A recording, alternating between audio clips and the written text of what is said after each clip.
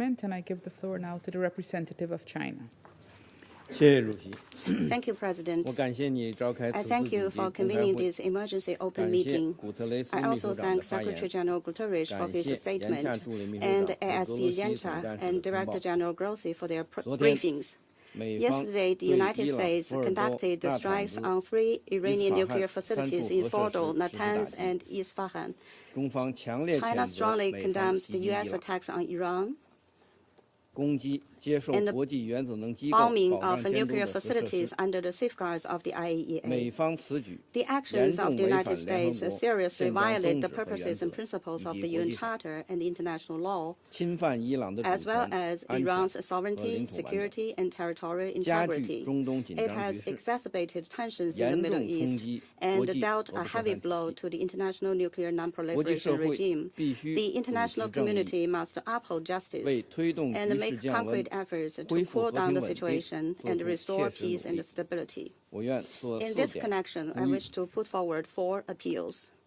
First, we call for an immediate ceasefire and ending the hostilities. In the context of the abrupt escalation of tensions in the Middle East, China is deeply concerned about the risk of the situation getting out of control. The parties to the conflict, Israel in particular, should reach an immediate ceasefire to prevent a spiraling escalation and to resolutely avoid the spillover of the war. The parties concerned should abide by international law, curb the impulse to use force, and avoid exacerbating conflicts and adding fuel to the fire. Second, we call for effective protection of civilians. The ultimate victims of all conflicts are the innocent people.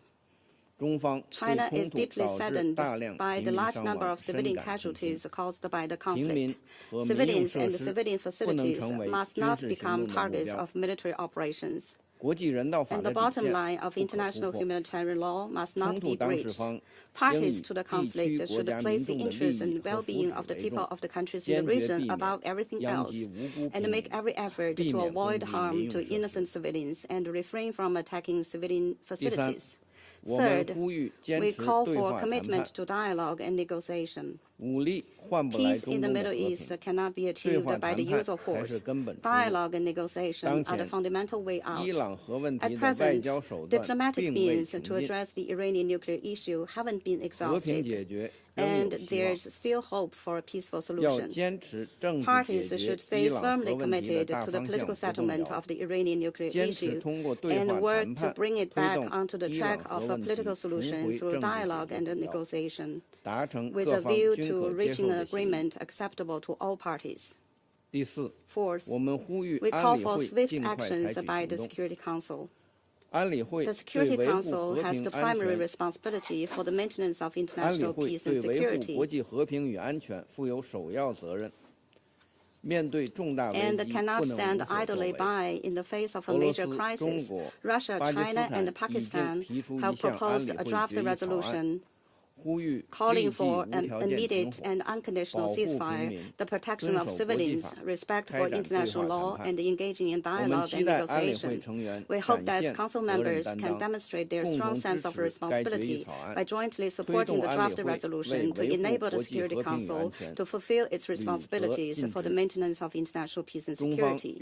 China stands ready to work with the international community to foster synergy, uphold justice, and make unremitting efforts to restore peace and stability in the Middle East. Thank you, President.